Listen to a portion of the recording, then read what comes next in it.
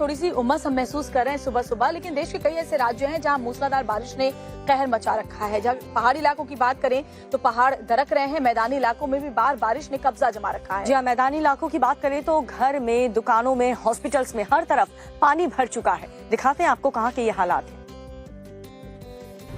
समंदर में उफान है, नदियों में जबरदस्त सैलाब है, पहाड़ों पर बादलों का कोहराम है, सड़कों पर गाड़ियों का चलना मुहाल है, शहर से गांव तक जिंदगी बेहाल है। गुजरात से असम तक, उत्तराखंड से महाराष्ट्र तक, यूपी से लेकर बिहार तक ऐसा लग रहा है कि मानो आसमान से आफत बरस रही हो। यूपी के कई शहर मानसून की मनमानी झेल रहे हैं। हरदोई की तस्वीरें देखिए, सैलाब का सितम साफ नजर आ रहा है। जहां तक नजर जा रही है जल प्रलय दिखाई दे रहा है। 100 गांव पानी में डूब गए हैं, फसलें बर्बाद हो चुकी हैं, स्कूल बंद हैं, नदी नाले उफान पर होने की वजह से निचले इलाकों में बाढ़ आ गई है। कमर तक पानी में लोग रहने को मजबूर हैं। इंसान ही नहीं, मवेशी भी बाढ़ का सितम झेल रहे हैं। गंगा में उफान का असर हरदोई में साफ दिखाई दे रहा है। पानी छोड़े जाने के बाद गर्रा नदी का पानी खतरनाक स्तर तक पहुंच गया है। करीब 16 साल बाद हरदोई के लोगों ने गर्रा नदी का ऐसा रौद्र रूप देखा है। ऐसे में प्रशासन ने राहत ऑपरेशन को और तेज कर दिया है। एक हफ्ता हो गया है इस बाढ़ को आए हुए, जब से आवागमन पूरी तरीके से अवरुद्ध है। फंसना ही है एक तरीके से, क्योंकि एकमात्र जो प्रशासन ने मोटर बोट दी हुई है, यही एकमात्र आने जाने का साधन है।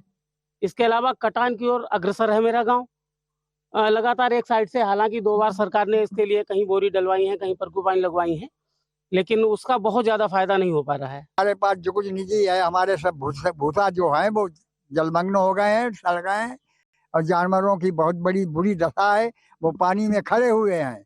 और यहाँ पर गायें जितनी हैं छुटी हुई हैं वो भी बूढ़ रही हैं और छुटी हैं, और बेचारी बहुत परेशान है।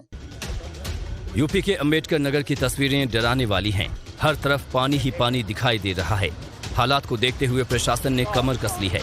बाढ़ प्रभावित इलाकों में नाव के जरिए राहत सामग्री और दवाइयां पहुंचाई जा रही हैं। सैलाब के चलते रास्ते बंद हैं, जिससे स्थानीय लोगों को खासी दिक्कतों का सामना करना पड़ रहा है। घाघरा नदी में उफान की वजह से कीमती जमीन का तेजी से कटान हो रहा है।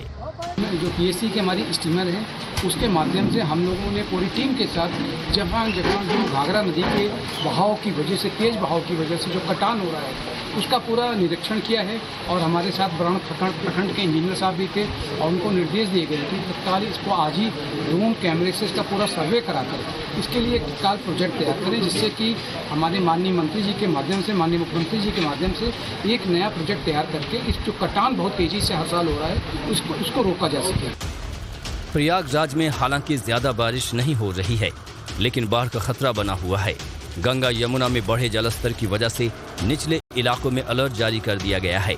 जिस गति से गंगा यमुना का जलस्तर बढ़ रहा है, उससे आने वाले कुछ दिनों में जलस्तर के खतरे के निशान के आसपास पहुंचने की संभावना है।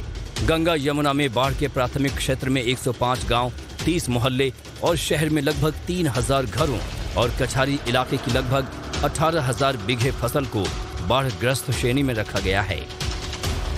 गंगा यमुना के जल स्तर बढ़ने से हम लोगों को भी समस्याओं का सामना करना पड़ रहा है। अपने सामानों को सब उस साइड से लेकर के इस साइड आना पड़ रहा है, और लगातार जल स्तर की वृद्धि ही हो रही है, जिससे कि आवागमन और सब चीज़ में जो दिक्कतें हो रही हैं। संगम से हट करके हम लोग पीछे आ गए हैं। आया था गंगा स्नान करने आया था प्रातःकाल, लेकिन यहाँ आने के बाद घाट से काफ़ी पहले ही गाड़ियों को खड़ा किया गया, और आने के बाद यहाँ भी बाढ़ आने की वजह से अभी व्यवस्था बहुत नहीं हो पाई है। कीचड़ है, स्नान करना पड़ रहा है, और एकाएक रात में बाढ़ आई है। इसकी वजह से समस्याओं का सामना श्रद्धालुओं को करना पड़ रहा है। पहाड़ी क्षेत्रों में हो रही भारी बारिश की वजह से सरयू का जलस्तर जो लगातार बढ़ता जा रहा था, उसमें अब गिरावट दर्ज की जा रही है। हालांकि सामान्य के मुकाबले जलस्तर अभी भी काफी ज्यादा है, जिससे बाढ़ जैसे हालात बने हुए हैं। सरयू नदी के उफान को देखते हुए प्रशासन चौकन्ना है। निचले इलाके के लोगों को अलर्ट किया गया है।